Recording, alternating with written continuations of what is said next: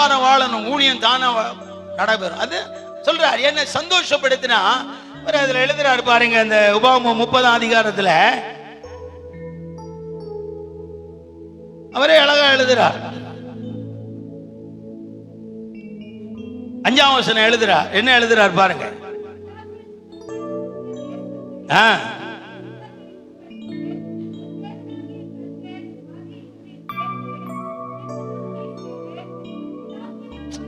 ஐயா, உன் பிதாக்களை பார்க்கிலும் உன்னை பெருக பண்ணுவார். நீ அவரை சந்தோஷப்படுத்தி பாருங்கள். உங்கள் பிதாக்களை பார்க்கிலும் உங்களை பெருக பண்ணுவார். பணம் நினைக்கிறீங்களா, பொருள் நினைக்கிறீங்களா? இல்ல, அவருக்கும் எனக்கு இருக்கிற பல அக்ரிமெண்ட் பெருகிட்டே போதே.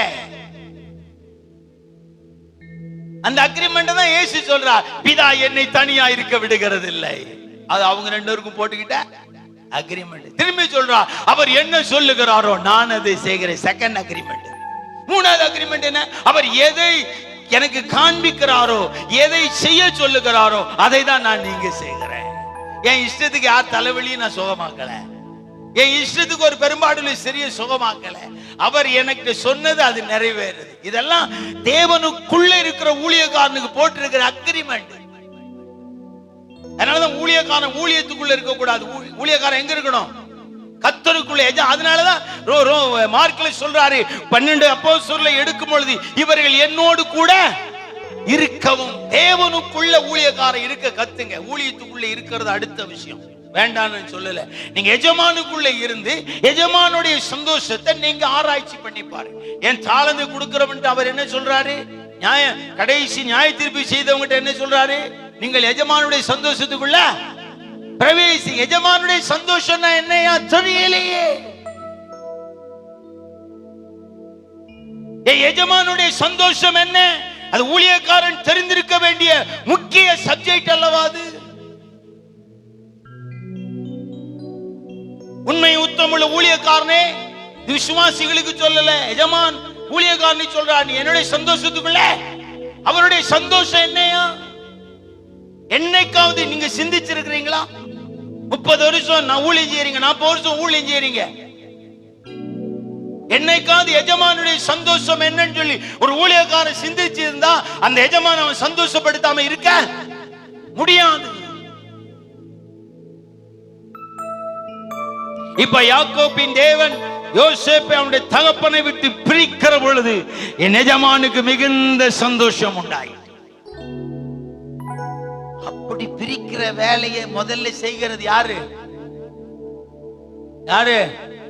நம்ம ஆளுங்க எல்லாம் ஒரே சீல் குத்திடுவாங்க. சாத்தான் பிரிச்சுட்டான் பாஸ்டர். பெந்தேகோஸ்தேக்காரன் தான் சாத்தானுக்கு உயிர் கொடுத்துக்கிட்டு இருக்கான். கிறுக்கு பசங்க, கள்ளவாளி பசங்க எதெல்லாம் செஞ்சுக்கிட்டு சாத்தானா? சாத்தான் எவன் யாருக்கா? சாத்தான் உங்களுக்கு தெரியுமா? அவன் கிட்ட போக முடியுமா? அவனுடைய பூர்வீகம் தெரியுமா?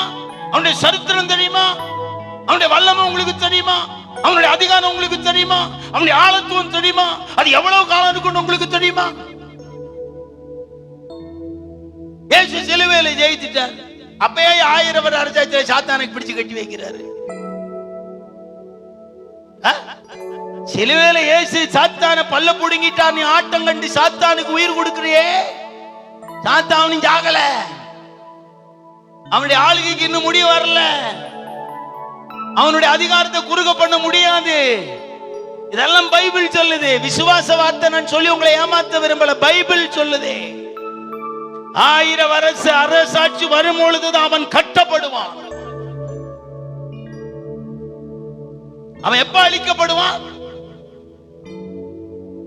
கடைசி நித்திய ஜீவன் தொடங்குற காலம் வரும் பொழுது பிதாவின் நாசின் சுவாசத்தினாலே குமாரனாய் இருக்கிற கிறிஸ்துவனுடைய பூரண பலன் பெருகி அவருடைய ஆளுகை தொடங்கும் பொழுது அவன் அக்கினி கடலிலே தள்ளப்பட்டு அழிக்கப்படுவான். அது வரைக்கும் அவனெல்லாம் அழிக்க இந்த பெந்தேகோஸ்தேக்காரங்களுக்கு செய்யற தப்பெல்லாம் சொல்றதுக்கு ஒரு கோமாளி வேணும்.